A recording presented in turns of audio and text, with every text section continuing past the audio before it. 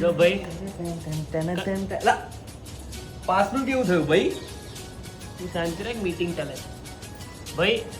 તું નક્કી કર લે, તું આવતો હોય તો પછી પાસ નહીં લેવા મારે 9 દિવસના, ખોટું પછી મજા ના આવે. હે ફાઇનલ કે કેવું તારું? આપણું કંઈ ફિક્સ નહીં ભાઈ.